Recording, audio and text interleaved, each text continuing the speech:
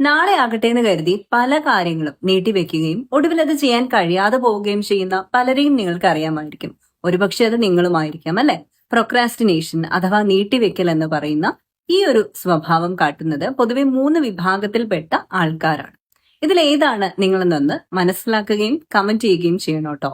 ആദ്യത്തേത് പെർഫെക്ഷനിസ്റ്റുകളാണ്. അവർക്ക് എല്ലാ കാര്യങ്ങൾക്കും ഒരു പൂർണ്ണത വേണം. അതായത് വളരെയധികം പെർഫെക്റ്റ് ആയി എല്ലാ കണ്ടീഷൻസും ഓക്കെ ആണെങ്കിൽ മാത്രമേ അവർക്ക് ചെയ്യാൻ പറ്റൂ. ഒരു ചെറിയ കാര്യങ്ങളെങ്കിലും ഒരു എക്സ്ക്യൂസ് എന്നുള്ള രീതിയിൽ വന്നു കഴിഞ്ഞാൽ അയ്യോ അതിൽ ഒരു റൈറ്റ് വേ അല്ല ഞാൻ അപ്രോച്ച് ചെയ്യുന്നത് എന്നുള്ള രീതിയിൽ അവർ കാര്യങ്ങളെല്ലാം നീട്ടി വെച്ചുകൊണ്ടേയിരിക്കും. അതുകൊണ്ട് തന്നെ അവർക്ക് ഒരിക്കലും ഒരു പെർഫെക്റ്റ് എന്ന് പറഞ്ഞ മൊമെന്റ് കിട്ടാതെ പോകും. രണ്ടാമത്തേത് അഡ്രിനാലിൻ ചേസർ ആണ്. നമ്മൾ നോക്കിയാൽ അറിയാം, എക്സാമിന്റെ ഒക്കെ സമയത്ത് വളരെ ടഫ് ആയിട്ടുള്ള ടോപ്പിക്സ് ഒക്കെ നമുക്ക് ഈസി ആയിട്ട് പഠിക്കാൻ പറ്റും. അതുവരെ നമ്മൾ അത് നീട്ടി വെക്കും അല്ലെ? അപ്പൊ ലാസ്റ്റ് മിനിറ്റിൽ മാത്രം കാര്യങ്ങൾ ചെയ്യാൻ പറ്റുന്ന ചിലരുണ്ട്. മൂന്നാമത്തെ വിഭാഗം സ്വയം അടിച്ചമർത്തുന്നവരാണ്.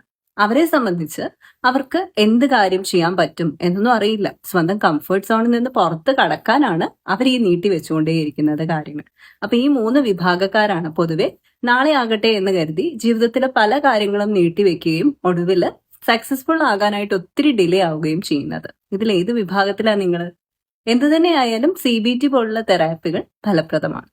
U deserve a positive life. Let's transfer to inspire.